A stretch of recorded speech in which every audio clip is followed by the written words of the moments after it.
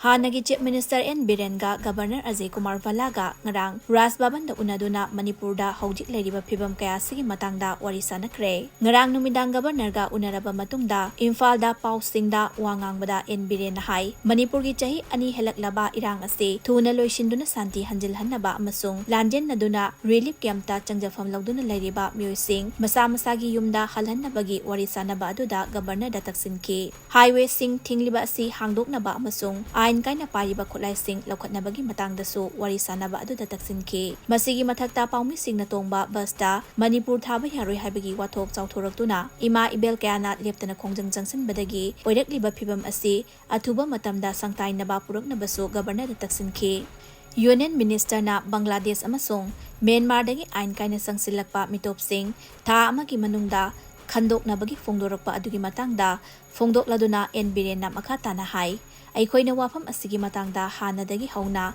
lauduna lakjaba adu Union lengangna khangbibadagi thabak laukhalakpada nungaiba poi haiki mitop khandokpagi matam khara sangdokpinabasu Governor da taksillamki hairi. Honorable Governor gida isangjaro bani. Honorable Governor da unare ai mangonda sir Houjik thoiba thogdoksi isang sinna kanna su hona biri adugu henna phajana kanna hona haningi tampaki mi sing maroina maitai sing na highway sing satpa yadriba sima thuba matamda ikoi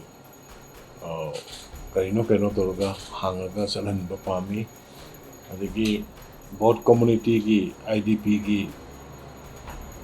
mayum thadoga leiba singsi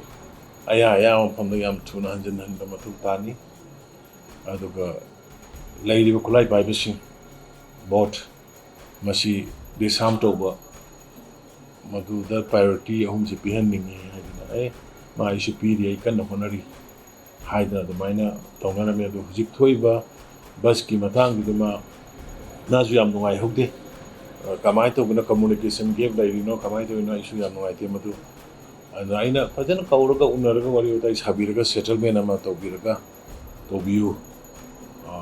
mayam loina nungai nade even ai maksu nungai taduna ai social media da ai condemn tobjagi bani adu haidana ai haijaram bani adu mana so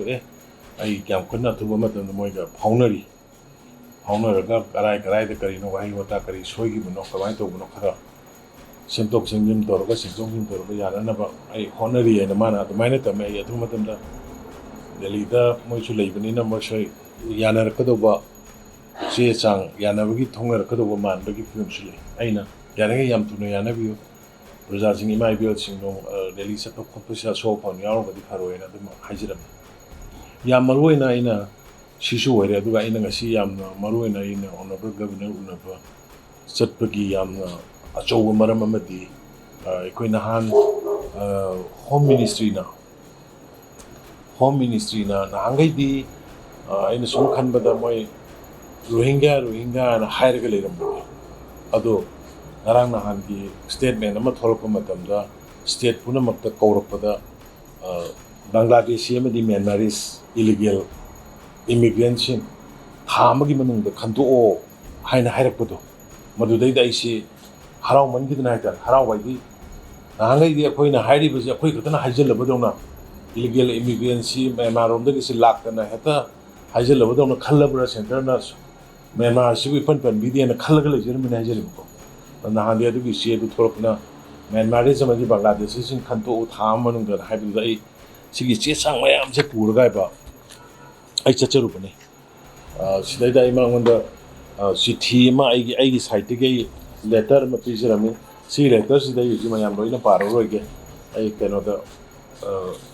ai gi talik media ge friends ngai loina copy amam adum ge honna batok jarade sida aina maru ina hari si keshnate ai khoi gi sida leiriba illegal immigrants ki thenari base masi anogunate aduga matamdu dai koi refugee oina leiki baidar say suppose 1967 da gi laaga se keno da koi Myanmar gi da Brahma kauringa da koi gi military coup ma tawgi 1962 da adugi military coup dugi matungda adugi irangduga iroinana mayam ama chenjelakkiba haita shelter lawraga madaida akhoi matamdugi honorable MP outergi si Pakwai Haukip na Ministry of Home Affairs da iba chithi akhoi sumai tawgana lising amaga chaunga family Burmese refugee kuki lising mo chaunga akhoi sida laye cycle amadi ukrol area da masigi sana thanaba piu kholuga na haiba chegadu madugodu loina yaur gai governor da masigi yam harauna sir central government na Manipur da illegal immigrant ki illegal immigrant is only not only canonical Myanmaris katanate ko illegal immigrants the Bangladeshi yauri akhoi na khandok da Bangladesh thengnaba yauri duni haji ko Bangladeshi ana hairi ba ni sigi o si Bangladeshi di nationally khangbire aduga Myanmaris dagi lai ji langai khangdan doramadu ngarang nan gi si du da thamagi matam pirakul da ina ai si thisi da ina hairi si thama da di kasu akhoi sinangoi haibadi hana dagi akhoi ai loina sida akhoi honorable matam dugi latau hauki honorable minister na lead taruga semba cabinet subcommittee adimai makha da semba secretary sing commissioner sing gi magi kano sing committee sing adu madudai da phangiba mi lising ani ga samri ga niphunipan punamak detail loina yawra sida adagi akhoi na kamai tawgi ge adagi kaya report toki adagi kano dagi kaya phai mori dagi kaya phai adagi kano dagi khoi gi chochanpur dagi kaya phai